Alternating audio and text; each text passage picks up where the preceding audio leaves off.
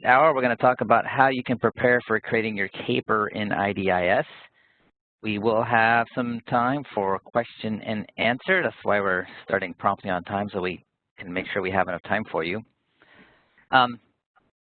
My name is Rob Strauntz with the Cloudburst Group, and I'm joined today by my colleague, Ben Sturm. He's a familiar voice for those of you who have attended past webinars or had the pleasure of him answering your AAQ, your Ask a Question. And he has contributed to many of the eCon plan resources that you find on the HUD Exchange. Hello, Ben. Hi, everyone. Thank you, Rob, for the wonderful introduction. You bet. Before we do get started, I want to review a few things about the webinar, some housekeeping. First is the schedule for 1 hour. It may run a little longer if we have a lot of Q&A, so we thanks for your patience. But again, we'll try to respect the hour. If you need to step away, please know, as we've already asked, the session will be recorded and posted on the HUD Exchange along with the slides and the transcript. And that usually takes about a week, say 7 to 10 days. Also, we do, we do have time set aside to take your questions. I should note that all questions will be handled through the WebEx Q&A pod. So by default, this pod, as they call it, can be hidden in the WebEx app or the browser version if you're using that. So you want to go over to the, you just on the top right-hand corner, and you'll see the Q&A, like a little button there that you can open up the Q&A pod. That's where we'll be taking your questions. Please enter your questions as you have them, and we'll grab them and queue them up and answer as many as we can. So that's how we'll do our Q&A. Just put them in the Q&A pod, and we have folks in the background who will be grabbing them and logging them, and we'll answer those at the end of the session today. If for some reason we're not able to get to your question and it's really important that you get it answered, please do submit it through the HUD Exchange Ask a Question for the eCon Planning Suite. Let's see. Also note that all participants are muted by default. If you do need help with WebEx, have technical issues, please chat at the host. So the host is available to help you with those issues, so please chat at the host. That's through the chat pod, so that's the chat and the Q&A. And one last thing, if you would like to change your audio settings from phone to computer, please be sure to click on the Quick Start menu, the top left of your WebEx screen, and then go to the Audio Conference section. You can switch the selection from phone to audio. That's it. This webinar is made possible as part of HUD Technical Assistance through HUD CPD, Community Planning and Development. Special thanks to them. And Ben, would you like to go over the objectives for today? And I'll pass this off to you. Okay. Thanks, Rob. You bet. So by the end of today's webinar, we hope everyone will be able to answer some key questions about the CAPER. And what are these questions? Well, we're going to go over today who needs to complete a CAPER, how do accomplishments get reported in the CAPER, how can I prevent problems or errors in the CAPER in IDIS, and finally, where can I find instructions on completing the CAPER? Okay, so those are our primary objectives, and let's look at the agenda.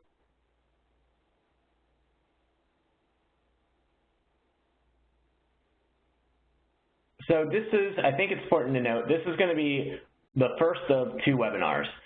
This webinar will really cover everything before creating the CAPER template, and the next webinar, which we will plan to schedule sometime in probably the later half of September, will cover completing the CAPER. That will look at actually creating the CAPER template and looking at the key screens in the CAPER, and also the reports that would be submitted with the CAPER. So that will all be covered in September. I think the big reason why we're doing the breakup this year is because there's certain things that grantees really need to consider before they create their CAPER, such as the alignment of goals, projects, goal outcome indicators, and activities. And there's a lot of things to look at in order to make sure that your CAPER populates correctly.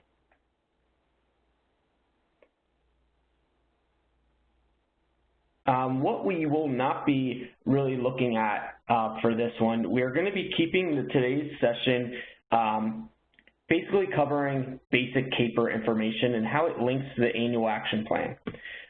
We'll look at how goals and accomplishments should be entered before creating the CAPER and how these relate to goal outcome indicators. We'll also review reports, ESG requirements, and finally, how to troubleshoot common issues with the CAPER that can be prevented before even creating the CAPER template. So at the end of the session, we'll be answering your questions and point you to additional resources. What won't be covered today is we're not going to be talking much about how the CARES Act or CB funding will be impacting the CAPER. This guidance will come out later on, and that will be covered in a future webinar. So those are things that we just don't know at the time, how that's going to impact the CAPER. So we're really going to be focusing on your regular, the regular CAPER as you have known it to be. Great, thanks. Thanks, Ben. So we'll be talking about basics in addition to getting in some more of the details of the CAPER. And I see some questions coming in. Please feel free to go ahead and keep submitting those questions, and we'll answer them at the end. So you want to go through this agenda here, Ben? Yeah, well, I think I covered a lot of the agenda before I actually advanced the slide. Mm-hmm. So let's go ahead and jump to CAPER. All right. All right, so we'll talk about what's a CAPER, who needs to complete it. All right, so the CAPER stands for the Consolidated Annual Performance and Evaluation Report, and its purpose is to report and assess the progress made towards achieving strategic plan and annual action plan goals.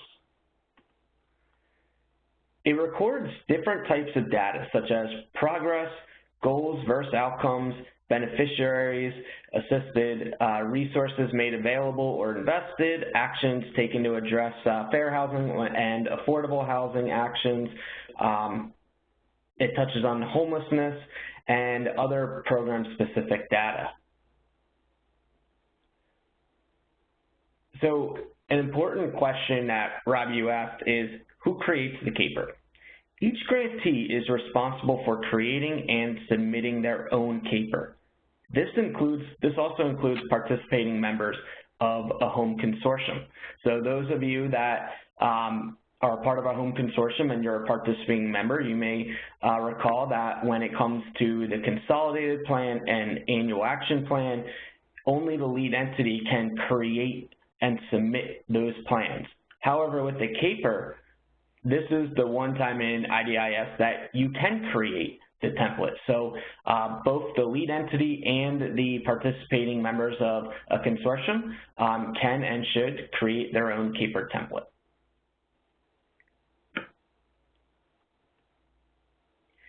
So usually the CAPER is due to HUD to be submitted through IDIS 90 days after the close of the grantee's program year. So if your program year ends June 30th, then usually by the end of September, the CAPER would be due.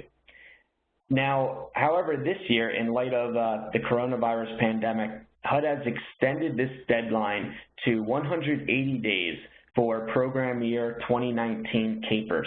What that means is for your 2019 CAPER, it is now due within 180 days of the close of your 2019 program year rather than the normal 90 days.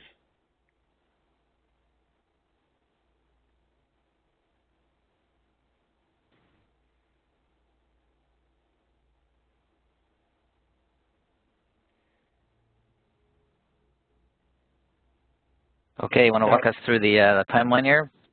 Yeah. Yeah. So the timeline, starting from the beginning, grantees, so you submit your annual action plan amendments for HUD review. Once the annual action plan is marked as review completed, then grantees would enter in program year activity accomplishments in the activity section of IDIS. For CDBG and home activity accomplishments, for CDBG, accomplishments are reported as they occur. For home, in order for the home accomplishments to be recorded in the CAPER, the activity status would need to be changed to completed. Also, prior to creating the CAPER, all financial draws for the program year should be completed. Once these actions have taken place, the grantee can then set up the CAPER in the eCon planning suite. There are certain reports that can be run to assist grantees in looking at their data and the financial pieces that generate in the CAPER. There are also reports that are mandatory and must be submitted with the CAPER, such as the PR26 and PR28 financial summary reports.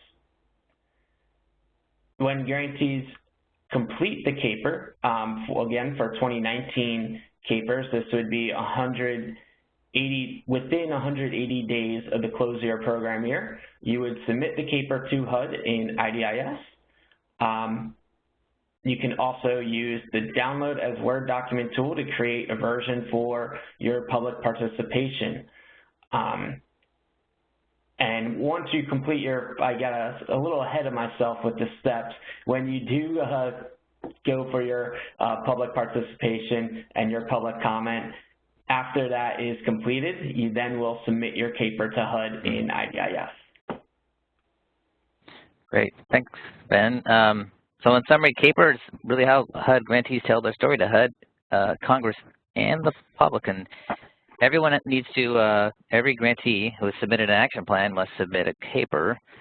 Most years, grantees will have 90 days. This year, we have an additional 90 days, and that's available for all grantees. Make sure you're communicating with your field rep about when they can expect to have that when you're planning on submitting it, but they are not due until 180 days after the end of your program year for program year 2019. So moving along here, Ben, we've talked about every action plan there is a CAPER. How do we know which action plan a CAPER is connected to? Can we change that? What if we create a CAPER in error or want to start over with a new version? Good question, Rob. It's important to know, and this is, again, why we're doing this preparing for the CAPER webinar, because once a CAPER is created, it cannot be deleted, nor can its association be changed to another action plan. So it's really important that grantees take the necessary steps to avoid errors. First, the CAPER associates with the most recently approved annual action plan. What this means is that the action plan must have been marked as review completed by HUD in order for the CAPER to generate from it. So the CAPER is not going to generate from any action plan that is either still open in progress or if it is still in the status of submitted for review or review and awaiting modifications. Okay.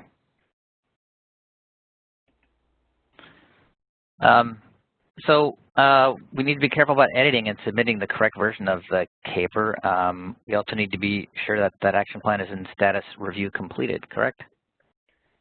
Correct. One additional thing to note, with the new amendment feature that came out in December 2019, a plan can be reopened as an amendment. So it will be given the status of open amendment. Each time the plan is open as an amendment, the system will create a backup copy of that previous version, which can be downloaded as a Word document. So the system can create a CAPER based off of this previous version. So grantees may be seeing, well, by my action plan, it was submitted, it was marked as review completed, but then we had to reopen it, particularly for our CARES Act amendment, and it's still in the status of review completed. Does that mean, or review and waiting modifications, does that mean we cannot create our 2019 CAPER?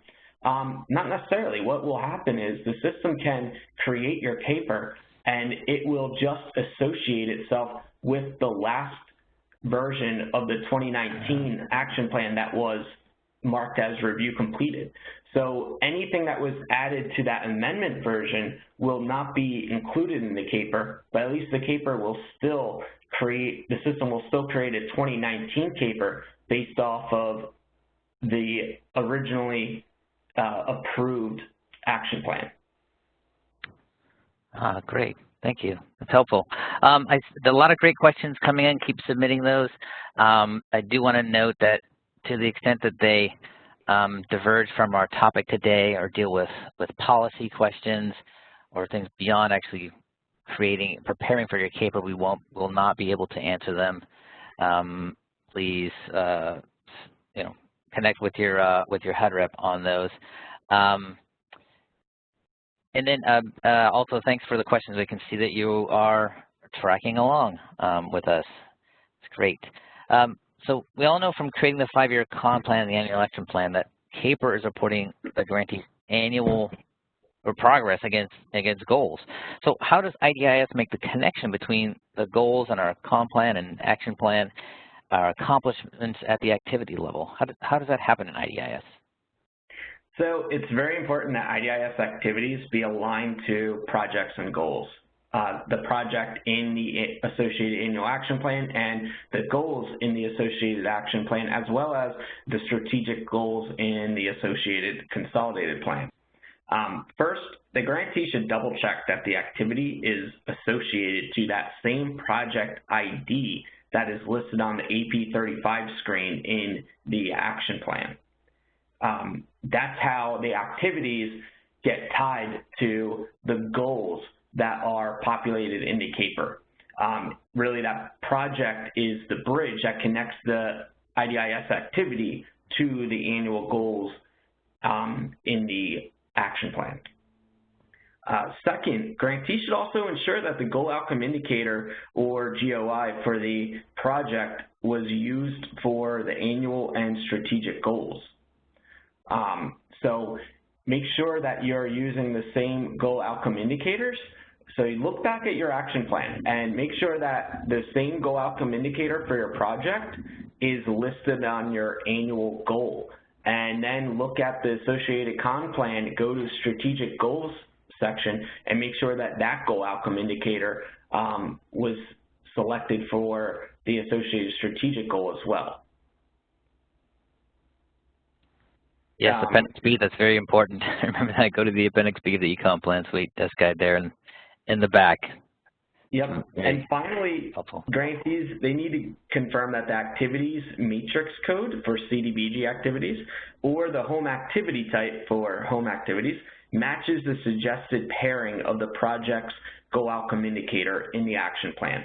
And Rob, I think I cut you off, but I think you were on track on introducing this very helpful tool that grantees can use to make sure that the activity matrix code or type matches up with the goal outcome indicator.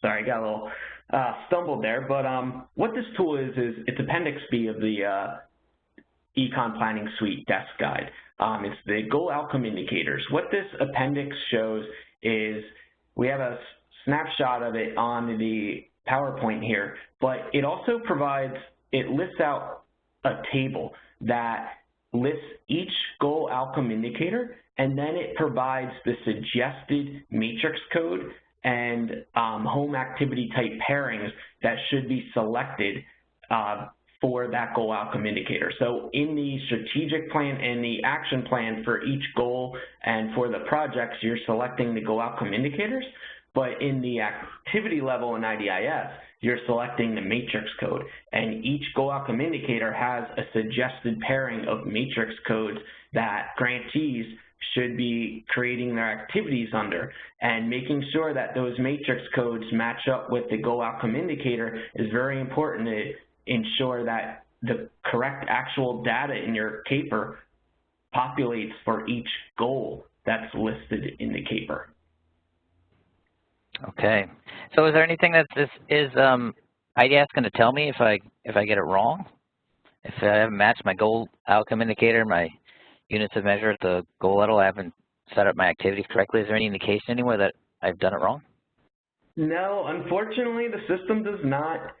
In the IDIS, during the activity setup, the system does not give any warning or any message that lets you know that, hey, this activity is tied to a goal outcome indicator, or you're selecting the different matrix code or activity type than what's suggested for the goal outcome indicator in the goals. Unfortunately, the system doesn't tell you that. So it's important for grantees to choose the right annual action plan, project, and activity goal outcome indicator. And when you're looking at your activities, setting them up or reviewing them, it's always useful to go back to your action plan or your comp plan just to look back at that project or that goal and see, okay, this is the outcome indicator that we selected. Let's make sure that we're selecting the right matrix code, and vice versa. You may look, when you're setting up your activities, you may realize, hey, we didn't select the right goal outcome indicator during the initial creation of the action plan. That might, you might then need to open up your plan for an amendment to adjust that and select the right goal outcome indicator. Okay, so what does that look like? Can we diagram this? Sure. So the following slides is going to show kind of just in a time, well, I don't like using the word flowchart, but it'll illustrate each year how the action plan connects to the CAPER. So we have the first year action plan, which just to remind everyone, the first year action plan is located in your consolidated plan template. And when you create your year one CAPER, that CAPER will associate to the year one action plan, and vice versa for each program year after that. Now in year two, we throw in an amendment. So you have your year two action plan, and then you amended your action plan, and your year two CAPER will associate to the year two action plan amendment, as long as that amendment was marked as review completed. And let's move on. So the CAPER then matches the accomplishments with those consolidated plan goals. So the year one CAPER, if you had a 2019 con plan and your 2019 action plan is in your con plan template, then your year one CAPER will match up to your the action plan in the con plan, or for your year two, if your year two is 2019, if your 2019 action plan was year two, your CAPER is going to match up to that 2019 action plan that was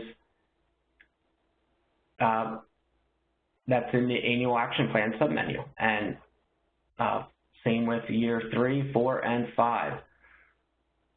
So how the goal outcome indicators play into this is each annual action plan has their goal outcome indicators, and those will then be reflected in each year's CAPER. So for example, looking at the year one, you have improve housing stock as a goal. And then a goal outcome indicator that was selected for that goal and for the associated projects was homeowner housing rehab. So your project would be a homeowner housing rehab project, and you selected the GOI, homeowner housing rehab. The unit of measure associated with that indicator is household housing units. So that is the unit and measure that will be, that your IDIS activity will be using as well. Okay. All right, now here's we see the connection. How do activities, what we're doing at the activity level and report at the activity level, get to get to be reflected against the goals? Is through the project then, correct? Yes, as long as the projects have only one goal outcome indicator matched to one listed in the goal. So you have your goal, improve housing stock, homeowner housing rehab. The project 2020 homeowner housing rehab. So the goal outcome indicator selected for that was homeowner housing rehabilitated. And then the activity, also the matrix code selected for this activity matched up with homeowner housing rehab. And that is how it connects to both the project and the annual goal.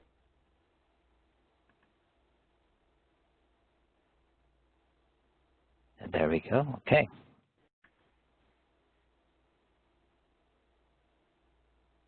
So that's at the project level, and then next we have at the activity level, the accomplishment type and the correct matrix code. So those all have to be correct and working together and aligned. So you have your activity associated with your projects associated with your action plan, and they're all compatible. Looking at Appendix B, we can all see that they're compatible with each other, and they're all in the correct program year and action plan. So what if I have more than several activity types contributing to an annual goal, but the correct goal outcome indicator is different? Can I have more than one goal outcome indicator for the same goal? Yeah, you can have more. You can have multiple goal outcome indicators for each goal, but the projects associated to that goal should really only have one outcome indicator that matches to the one listed within the goal. Okay. Thank you. All right. Well, Ben, moving along here, we've had some questions about this already, so thanks everyone. You're tracking along with us, asking the right questions at the right time. So you know, Ben, that I'm a big fan of MicroStrategy reports. You can see a ton of information in one place. They're great for troubleshooting. How can a grantee use reports to check for CAPER errors or to see what's going on in there? So reports can be a great supplementary tool for the CAPER. It's important to run some of these reports before the CAPER to identify and rectify issues in the template. Some of these reports, especially the Con Plan Goals and Accomplishments report, can validate those recorded accomplishments and may highlight potential issues before the creation of the CAPER. So in IDIS, you can go in, go to the Reports tab, and if you go to Shared Reports or View Reports or View Shared Reports, I forget exactly what the MicroStrategy options are for grantees, but you can find this in the Reports tab, and you can run the Con Plan Goals and Accomplishments report at any time as long as you have an approved action plan in IDIS. So this is something that can be created before you create your CAPER. Actually, we encourage you to download the Con Plan Goals and Accomplishments report before creating your CAPER. What it does, it generates a table that is very similar to the CR05 screen in the CAPER, which is the screen that you report your expected accomplishments and your actual accomplishments. This report basically has the same components as those tables. It's laid out a little differently, but the information and the content is roughly the same. So this is what you can use to get a snapshot of how the CAPER will populate your data. And if you notice any discrepancies in the report, then that's a pretty good indicator that something may not be set up correctly either in your action plan, your strategic plan, or at the activity level in IDIS. Great. Thanks, Ben. And we have resources on this report and other reports that are available on the HUD Exchange. And here's some of those other reports. How are these helpful, Ben? So here's this list is some other reports that can be used, that can be helpful to run before starting the CAPER. These are not all required, but may be helpful in updating the template. And again, we'll be covering a lot more of these. We'll be covering these reports in a lot more detail in the next webinar held in September. But some of these reports is your CDBG activity summary, status of home activities, your PR 26 and 28, the financial and activity summary reports, as well as the PR 33, the home matching liability report, and the PR 91 ESG financial summary report. Great, thanks. Yeah, a lot of helpful information on those. And if you're not a regular user of MicroStrategy, I really encourage it. There are resources on the HUD Exchange that will walk you through how to use MicroStrategy. It's actually a really great, it's a little bit dated, but it's a great video. I think it's still up there. That'll walk you through how to access reports. And some of them have been changed a little bit over time, but it does a good job of just kind of walking you through the different ways that you can use MicroStrategy to get information, and then you can download it into Excel and analyze it and manipulate it. Okay, so CAPER and ESG, it's different, isn't it? Yes, and I do know that I think there are some reporting changes. I think for the ESG CAPERs that may be going on that I don't think we really have covered nor very knowledgeable of that. So for ESG, I'm just going to really focus on how it impacts the IDIS CAPER. So ESG grantees, even though you may have your own CAPER reporting through SAGE or your own ESG CAPER, you're still required to, there are certain screens that still must be completed in the IDIS CAPER. The ESG specific screens are CR60, CR70, and CR75. So these screens still should be completed. The CR65 is still in the template. However, this screen should be left blank because back in 2017, recipients started using the SAGE HMIS repository, and that is where the beneficiary data is entered for ESG activities. The SAGE report, the SAGE system will print out a PDF document that lists out a lot of the accomplishment data, and recipients should upload that to the CR00 administration screen as an attachment. Now, what ESG grantees should also do with the IDIS CAPER is the CR05 screen will still need to be manually updated for both the expected accomplishments and the actual accomplishment for ESG goals, because ESG activities do not report accomplishments in IDIS, so therefore no data is going to populate in the CR05 screen. However, right, the goals, the expected and the actual fields for ESG associated goals still need to be, that information still needs to be provided in your IDIS CAPER. So it will be helpful to contact for ESG recipients to work with their HMIS providers in identifying, okay, how do I get, you should know what your expected data would be, because that would be, you could calculate that by going back to your action plans and your strategic plans to see what was entered for your goal outcome indicators.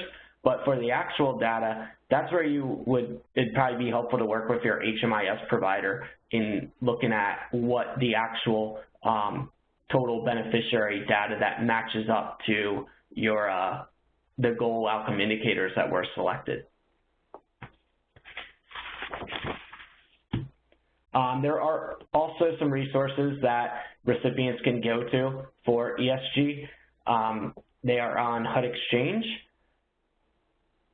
and the report, the CAPER CSV export submission steps for ESG subrecipients, this can be helpful for what may be needed for SAGE. Great. Thanks, Ben. So please take advantage of the resource if you haven't mentioned enough. HUD Exchange, a lot of great stuff. And if you have questions about the CAPER, the COM plan, SAGE, or ESG, there are ask a question desks for each of those. And speaking of AAQs, we know that everyone gets this right the first time, and no one finds this at all confusing. They sort it out once a year, so yeah, they'll remember how to do this, right? No. So we do get a lot of questions about this, and again, we'll take your questions at the end and take your Ask a Questions. Please do submit those. But what are some of the sort of greatest hits of Ask a Question? What are some helpful hints, some common issues, do's and don'ts that grantees should be aware of? So I think, number one, make sure to use the amend link to create amendments. You no longer use the copy feature to create amendments in IDIS. So yeah, I guess the number one issue was not all action plan amendments had been submitted. So you may have updated your action plan, and if that had not been submitted, but you created your CAPER, the CAPER would not reflect those new updates. So if you want those updates to be reflected in your CAPER, make sure that you submit that amendment to HUD, and make sure you follow the new guidance for how to create amendment, because that has changed since probably the last time that you did your CAPER. And we did a webinar just a few months ago, so that's recorded and available for you on that exchange. The second issue is the latest action plan may not be marked as review completed in IDIS. So ensure that your action plan is marked as review completed before creating your CAPER. This goes for amendments as well. And make sure any action plan amendments are submitted and marked as review completed before creating the CAPER template. Now, Rob, I just want to point out, I know we didn't want to touch too much on anything CARES Act or CV related, but many grantees here may have created a CARES Act amendment, and it may be sitting in reviewed waiting modification status right now. And their 2019 CAPER may not be impacted at all by anything that was entered in the CARES Act amendment. So going back to what we said earlier, the 2019 CAPER can still be created even if the 2019 action plan amendment, 2019 CARES Act amendment is still in the status of reviewed awaiting modifications. What will happen is the system will just create that CAPER based on the previous version that was already approved before the CARES Act amendment was made. So anything that was added to the plan for CARES Act would not be included in that CAPER. But for most grantees, that's probably okay, because the 2019 CAPER should really just cover what was done during the 2019 program year. So just wanted to point that out. But for most cases, make sure, even if it's an amendment, if you want those changes that were included in the amendment to be reflected in your CAPER, make sure the status is marked as review completed. Another common issue is the goal outcome indicator unit of measure in the latest action plan is different than the one used in the consolidated plan. So it's really important that you look back at your plans and that you make sure that you've been using the same goal outcome indicator across projects, action plans, and the consolidated plan. If you find that a report that you have, if you find through a report or just like looking at your plans that you have different GOIs in that annual action plan than what was chosen for the con plan, then you may need to amend either the action plan or the con plan to make sure that your goal outcome indicators match. And the same goes for projects when matching the goal outcome indicator. Make sure that your goal outcome indicator that you selected for a project matches up with the goal outcome indicator for its associated goal. When these don't match, then you're probably going to have an issue with how the data populates in your CAPER, and you want to. So to correct that, you'll have to go back and probably amend your action plan. So those are some common issues. Moving on to the must-dos. Here's a list of things that you should be doing before you create the CAPER. And as we said, ensure it's marked as review completed, enter all amendments in IDIS, and submit and ensure marked as review completed. Make sure the action plan includes correct projects, enter all accomplishments in IDIS prior to. You want to do this before creating your CAPER, because if you create your CAPER before your accomplishments are entered in IDIS, then those accomplishments are not going to auto-populate in the CAPER. And that's the neat thing about the CAPER. The CAPER essentially creates, it populates the data for you so that you don't have to go all the way back to all of your activities and manually calculate your accomplishments. But the only way to get it to auto-populate is to make sure that you have your accomplishments entered in IDIS before you create your CAPER. The CAPER just does a one-time population of data, and that's upon initial creation. If you populate your data, if you update your data in IDIS after creating your CAPER, the system's not going to automatically update your CAPER to reflect the new changes in data. So that's something that you would have to manually update then. And to make sure you have that your accomplishment data is looking accurate, go to MicroStrategy and generate that Con-Plan Goals and Accomplishments report. That can be a very useful tool in getting an idea of what your accomplishment data looks like before you create your CAPER. All right. So remember, these are things we need to do before we create our CAPER, because I know a lot of grantees make changes, and they've already created the CAPER, they make changes in the action plan, and what happened? Why is it not showing? Because it's a snapshot. So you need to do these things before you create your CAPER, get everything set up correctly, get everything reported, and then create that CAPER in the system. Yep, and just one more must-do to point out, and this is more just like a general recommendation, is it's been found that to avoid errors in the system or errors when you're doing your CAPER, it's best to have one CAPER for each program year. So if you've already created your CAPER template, we recommend not creating a new CAPER template. So you may have created your CAPER before you entered all your accomplishment data, and then you realize, oh, none of my data populated. But since you already created your CAPER, it may not be best to create a new one for that same program year in the system. So the other neat thing about the CAPER is if data didn't populate correctly, or if data didn't populate at all because maybe you forgot to enter your data, you can manually update the data tables. So if you already created your CAPER, just go ahead and use that CAPER template and manually update your goals and accomplishments. And again, you can go back to your Con-Plan Goals and Accomplishments report to help you identify what those accomplishments should be and how you should fill out specifically the CR05 data tables. Great, thanks so much. So we want to remind you that these slides will be made available in about a week or two, say 7 to 10 days. In the meantime, there are a ton of resources on the HUD Exchange. I'm going to jump to the next slide. There are quick guides focused on specific tasks in addition to reference guides that we mentioned. Remember that Appendix B in the back of the Con-Plan Desk Guide, where you can find the correct goal outcome indicator.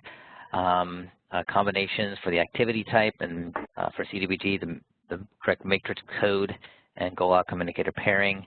As we have mentioned, you can submit a question to Ask a Question, that one of our mini experts respond to you. And of course, past webinars and this webinar are recorded and archived on the HUD Exchange. And remember to watch out for our next webinar on completing and submitting the CAPER, and for webinars we know are in the works that are specific to CARES Act awards, both the General CARES Act topics. There's a lot of TA will be coming out soon, so watch for that. And so now we have a nice 15 minutes left for question and answer. So again, thanks so much for your patience.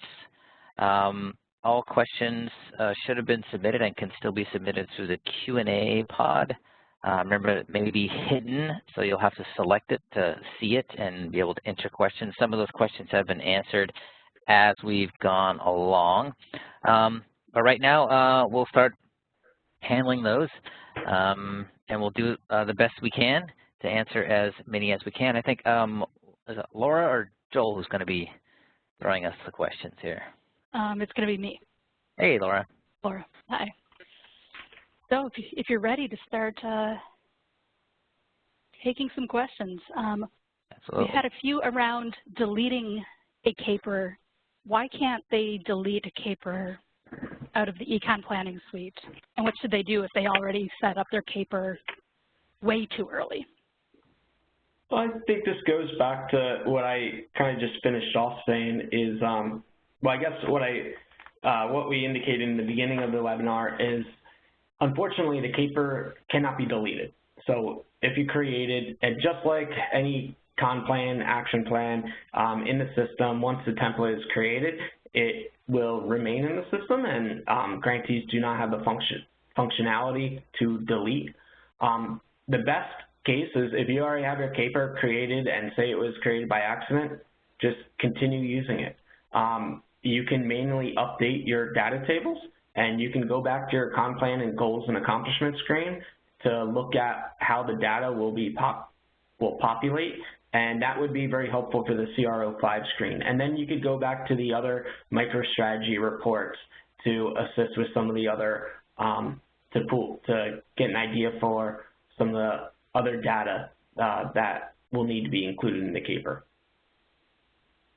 Okay, and this might be a short answer, but does it matter if your annual action plan is embedded in your con plan and how you make your CAPER?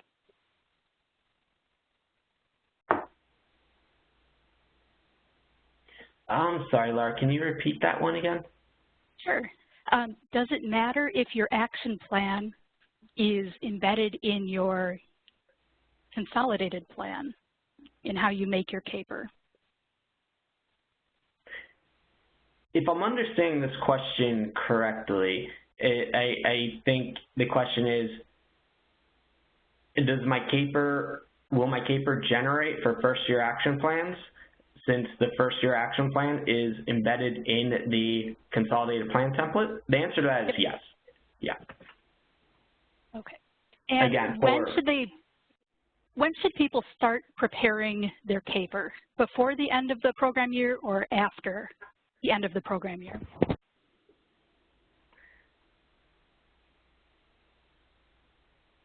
It can vary.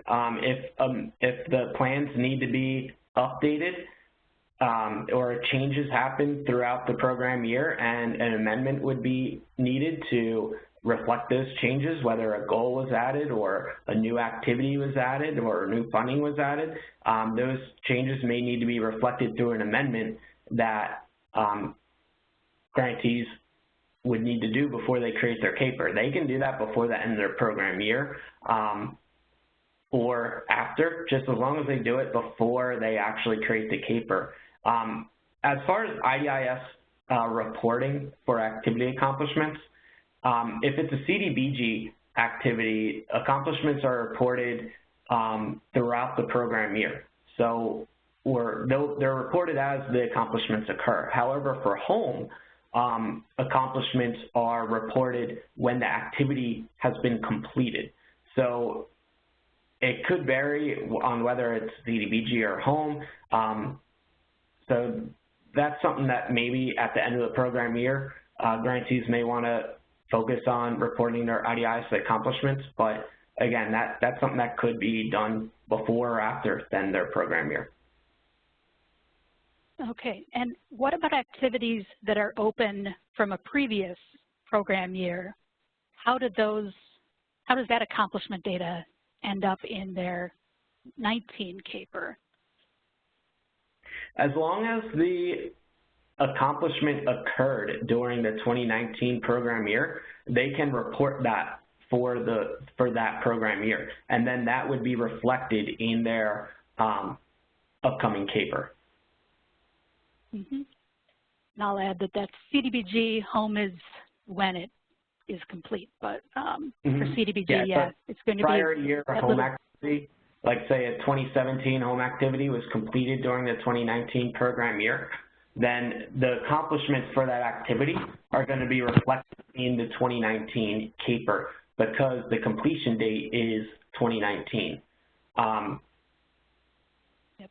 And we'll go over that more. As long as within, I should backtrack here, not so much the year, as long as the date that completion is within the program year. So if your program year ended June 30th, 2019, as long as that home activity was marked completed as, say, June 29th, then that should populate in your 2019 CAPER. Good. And it sounds like we're going to be covering that a lot more in the next webinar on that kind of data. Okay. So we've had a lot of questions about CV funds, and maybe something to ask right now is, should people wait until their 2019 action plan is marked as completed so that all of their CV activities get included in this last 2019 CAPER?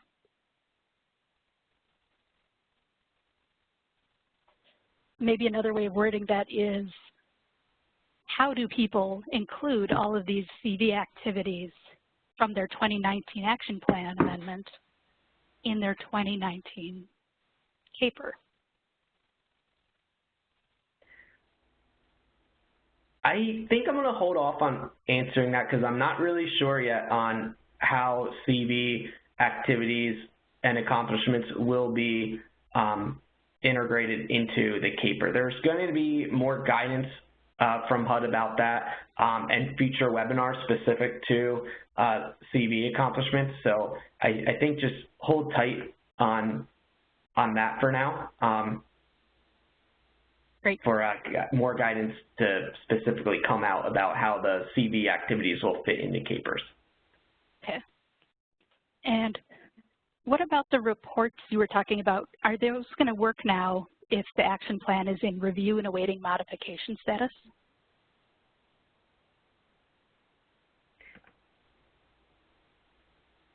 Which report? Yeah. Yeah, well, I assume it's the Con Plan Goals and Accomplishments report.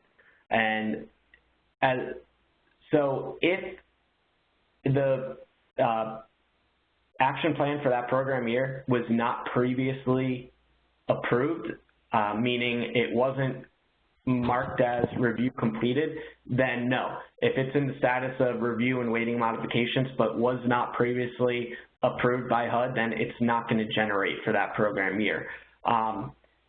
However, if you have an open amendment and that amendment, or if you amended your approved action plan and that amendment is currently review and waiting modifications, then the Con Plan Goals and Accomplishments report will generate, but it will be tied to the previous version and not the amended version.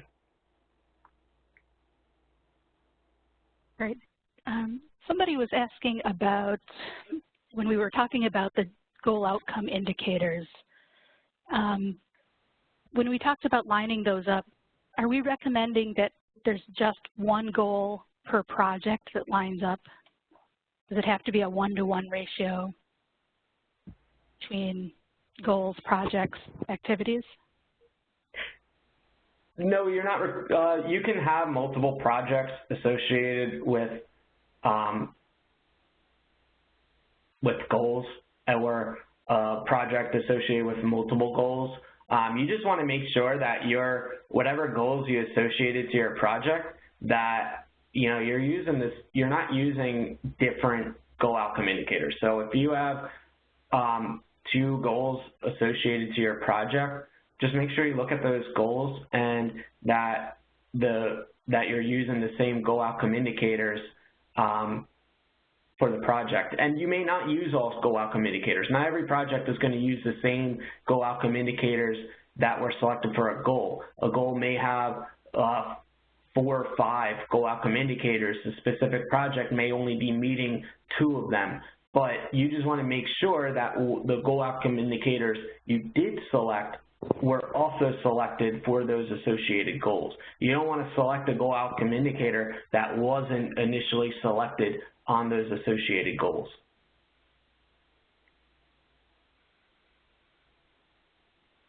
Okay, just a couple on some logistics and deadlines. So we're going to be doing another webinar around the end of September, and some people are saying, well, their CAPER is due in August. What should they do to get some more information if it happens before? Yeah, so in general, yeah, so this is a good point because your CAPER is due 180 days, well, this year, the 2019 is due 180 days after the end of your program year. We do have similar information. Past years, we do this webinar once a year, so you can look at those resources. There are some quick guides that can be helpful. I don't know, Ben, you might be able to talk about those, but also there's been a question about, is this something I need to ask for, this 180 days? And the answer is no. If you look at the CDBG CV COVID-19 fact sheet, it's a question and answer, question 22 on page 7, that says that grantees can or do have 180 days from the end of the year. So that's published guidance. HUD did issue that waiver, and they've confirmed that. I think that was in the they have a link to it there, the actual waiver that was published. But that is something that is available to grantees now. However, please do communicate with your HUD rep about when they should expect to see it. That's helpful, and you should. I'm always going to encourage you to communicate robustly with your HUD rep. And Ben, you want to speak to the resources that are out there that may supplement the past webinars? Yeah, so I would say certainly check out some of, on HUD Exchange, on the Consolidated Plan webpage, there is the desk guide that will be helpful for grantees doing the CAPER, as well as quick guides on how to do amendments, quick guides on how to do the CAPER.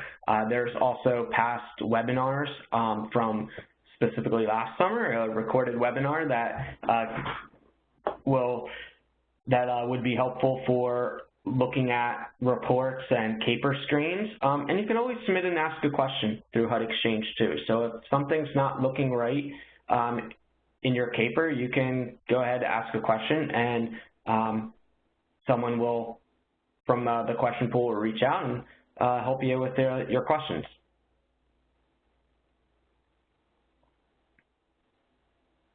Great. Well, Rob, we're at the top of the hour. Would you like any more questions about this, or should we let it go and tell people? We can take a few more.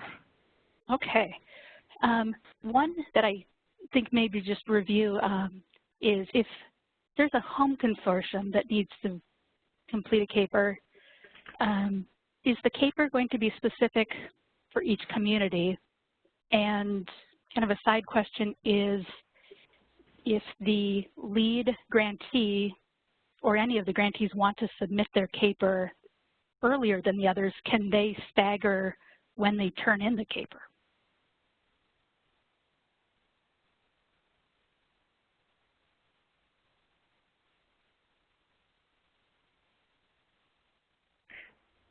So yes, each each entitlement community within the consortium would need to do their own CAPER. And I think the second part of that question was, should goals overlap, or would each CAPER be specific to each community? So with participating members in a home consortium, you have your own, when the lead entity creates the action plan, the system also creates plans for each participating member, and in those plans you are selecting your if it's the con plan, you're putting in your strategic goals. If it's the annual action plan, you have your annual goals and your projects, and your CAPER is reflective of those annual goals and those projects that you have in your individual action plan. And the CAPER is reflective of that. So it's not, your CAPER for participating members should be reflective of the accomplishments that you're doing. Say if you're also receiving CDBG, it's not going to be reflective of what the lead entity is doing as well. Okay, and the part about submitting it at different times, can the lead entity submit their CAPER first and then wait for the other jurisdictions to submit theirs? Yes, unlike the con plan and action plan, the CAPERs are not linked, so lead entities and participating members can submit their own CAPERs at any time. Okay, so it sounds like for home consortia, you are on your own to both create the CAPER and then submit the CAPER. Does that sound right? That is correct. Okay. Let's see. There's one about draws, and this might be a little bit more data heavy, but it sounds like you want to be done with financial draws for setting up the finances for a CAPER, but when should they be setting up their last draw request to make sure that that ends up in the CAPER?